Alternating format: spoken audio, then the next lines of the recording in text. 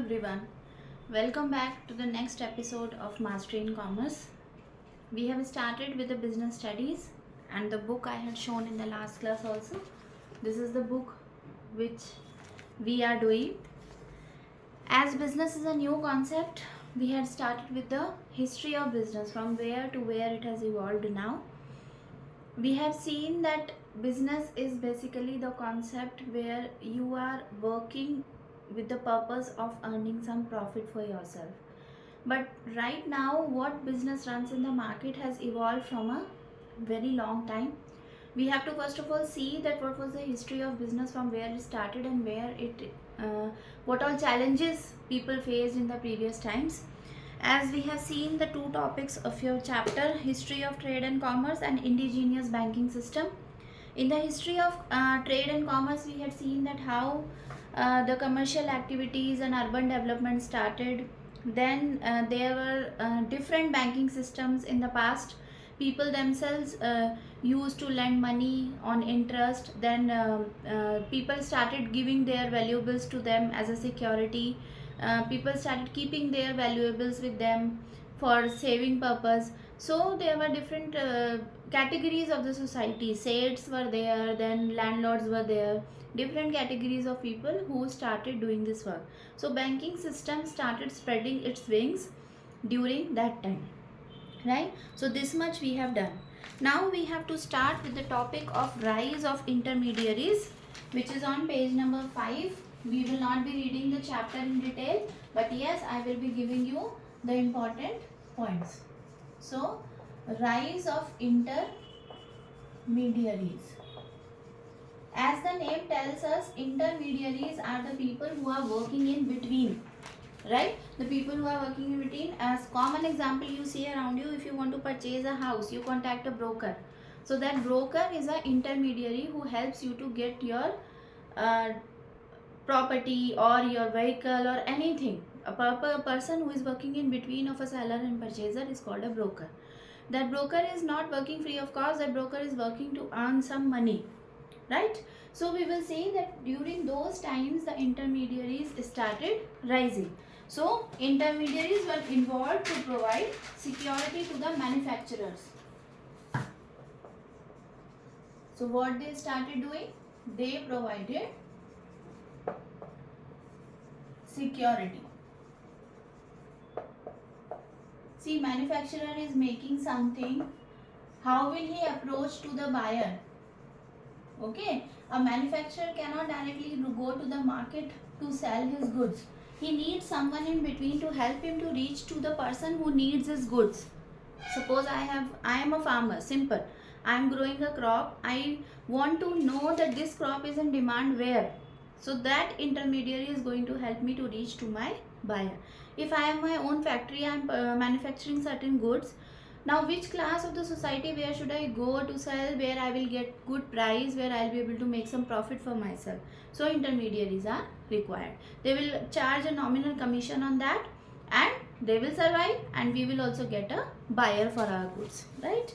Now commission agents, who are the intermediaries which started growing that time. Commission agent, then brokers, then distributors, because distributors are the one who distribute the goods in the market for both wholesale and retail. I hope you all know what is the difference between wholesale and retail. Wholesale and retail means, if suppose I am a shop owner, right? In my shop I need huge quantity or bulk of goods. So the bulk of goods which I am keeping in my shop, I will go and buy from some factory. So that is a wholesale sale and purchase. If I am a normal lady going to the market to purchase some things for myself, then that is a retail sale and purchase. Understood? So retail is on a small scale. When a means consumer goes to the market to purchase something, that is retail. When as on a huge bulk or in a large scale when I am buying something, that is wholesale. Then credit policies also emerged. See, every time a person cannot make the payment at once, right? Suppose I am buying goods for 10 lakh rupees from a manufacturer. Maybe I am not having 10 lakh right now, so I am taking it on credit. You remember in accounts we have that topic of creditors. So that is why when we are doing sell and purchase on credit, then the credit policies have to be there, that later at what time on and with how much interest I will be returning back the money. Credit policies, loan facilities, so these all also started. Okay. Then trade and commerce started. So from here we see that our trade and commerce has started. Now we quickly come to the next topic, transport. You all know transport plays a major role in the supplying of goods from one place to another, and there were different routes decided at that time. See, today we have very smooth transport for moving from one place to another, nothing to worry. Just imagine the times when there was no proper route designed, there was no proper transportation available, there were no proper roads available, no sea routes were properly known. So at that time, how the trade and commerce flourished, that we have to see. So land, water and roads were important for maintaining trade relations. Land, water and roads were important to maintain trade relations, right? Next comes that maritime trade was very important. During Roman Empire, this trade was used for trade of pepper, which Romans used to call black gold. So pepper was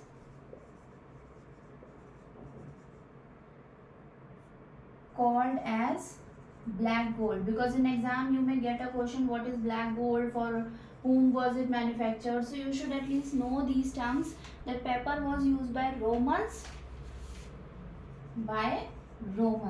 And what route did they use? They used maritime trade. Okay. Now Romans used maritime trade for the transportation of pepper from one place to another.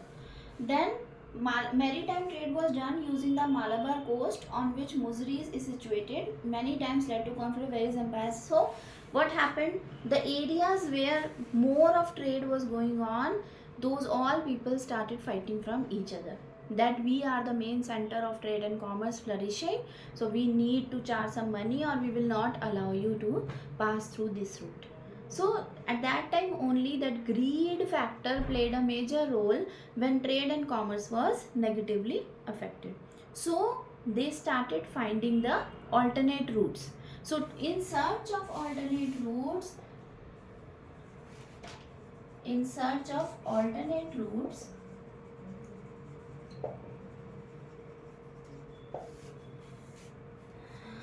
to India.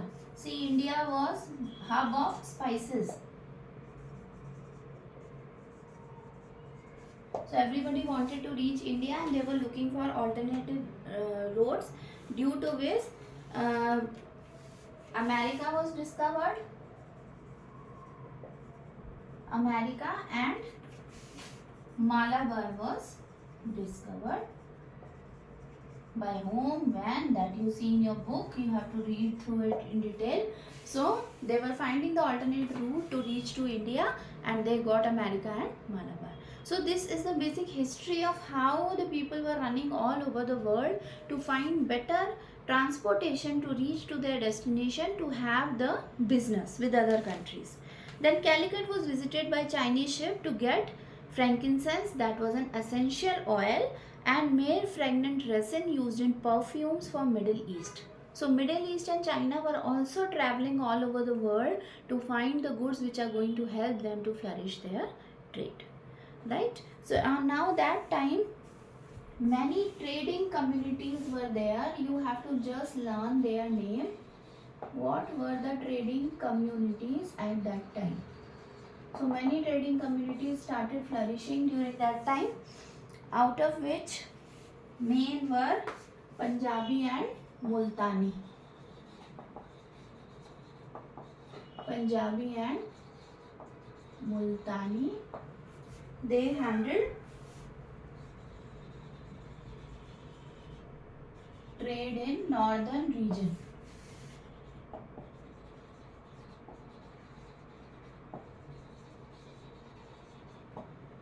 Then Bhatt managed, this is the category of people, Bhatts. Punjabi, you can keep it in quotes like this. Bhatt managed trade in Gujarat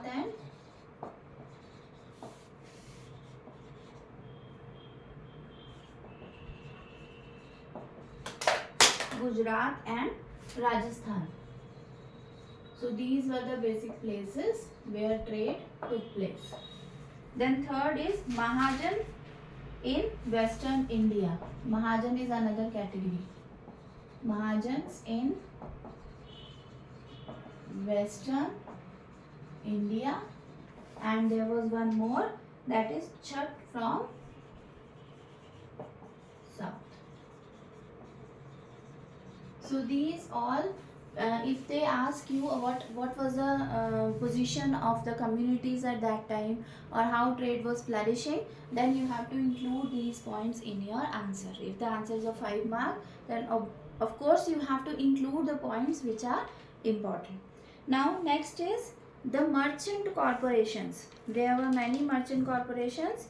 Guilds were formed. Let us see the merchant corporations. There were many merchant corporations. Guilds were formed. What are guilds? Can anybody guess it? Guilds were formed to protect interest of the traders.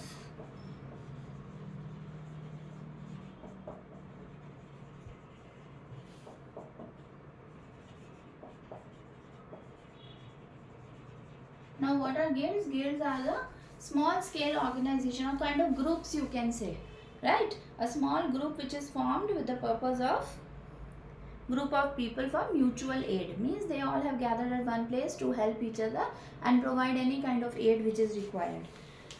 So they started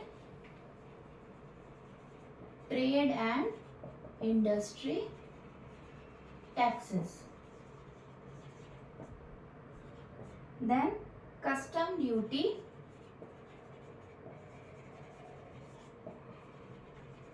and octroi duty were levied. Now please note down, custom duty you all know. Now also we are doing for the foreign goods. Whenever goods are being taken to foreign countries, custom duty is being paid. Octroi duty is when we levied on import articles. When we are bringing something from outside, we have to pay the octroi duty, right? Now the other name of guild merchants. Guild merchants were also called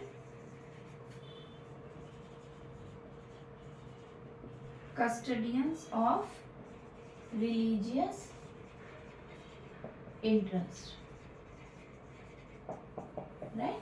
So these all things about the flourishing of trade, how the intermediaries were there. Now in your book from page number 7 to page number 8, they have given you all the important major trade centers. You can go through them. If in exam they may ask you to explain about few of them. They may ask you what were the major trade centers flourishing in India during the earlier times. So you have to explain, write the name, in what place, like some notes you can write. Patliputra was for export of stones, then Peshawar for export of wool and import of horses, Takshila was for financial and commercial bank, then Indraprastha for commercial junction for best routes. So these all things are given to you in your book. So few of the names I am writing over here, like Patliputra was there, then Takshila was there, then there was Indraprastha, then we had Mathura. So like this, so on, you can please make notes for yourself and learn each place was famous for what particular kind of route. Okay, now let us see how India had what kind of position in world economy.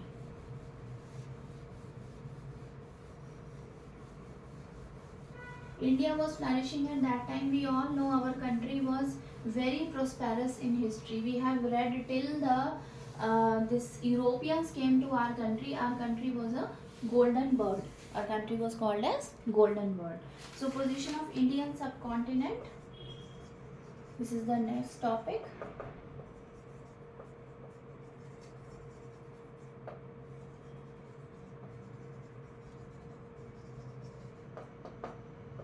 So position of Indian subcontinent was, India was very prosperous. We all know our country was full of gold everywhere, and all the foreigners who were coming to our country, they were often fascinated seeing that so much of wealth is there in our country. It was called as Swarnabhumi.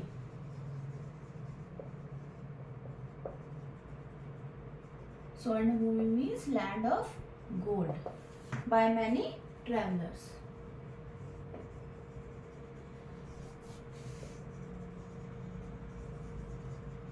Then it also, what happened, Europeans started coming here and Europeans took advantage of illiteracy and technical skill knowledge in Indians, and they were furthermore developed as compared to our country.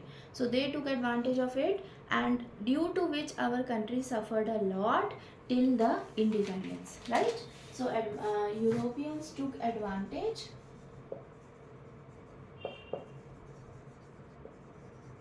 of illiteracy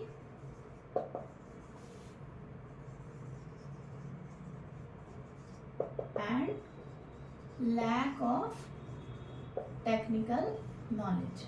India was not that much advanced as compared to Europe. Europe is further more advanced. They have better skills to make the things, better machinery and all, while Indians were too much dependent on their hand skills only. They used to work from their own hands. Manual labor was more popular over here, and Europeans took good advantage of it. Then mid 18th century, British Empire began to take roots in India.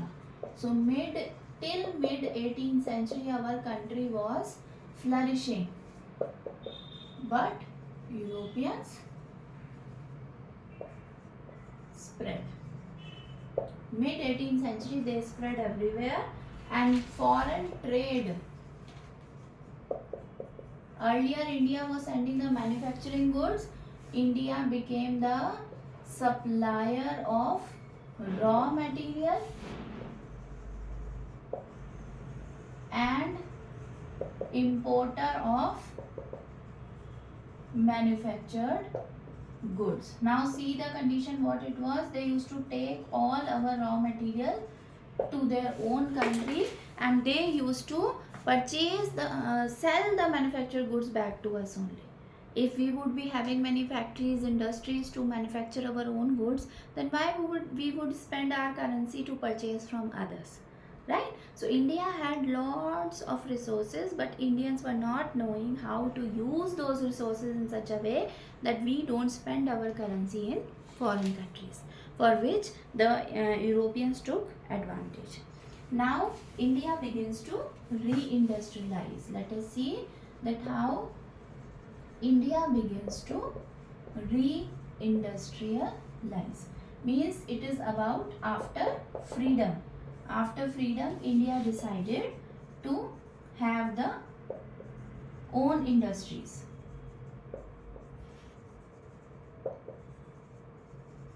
Decided to industrialize, right? But the major challenges were again there. The major challenges were rise in population. Now India had lots of population which was very difficult to handle at that time also, and now also we know that our country is still suffering from it. The lack of capital formation. People were not having that much amount because Europeans had looted away everything from our country. Lack of capital formation. Then there were high expense on defense. See, you know, when India and Pakistan got separated, one or the other reason the clashes were going on. So India had to spend money to maintain its defense system also.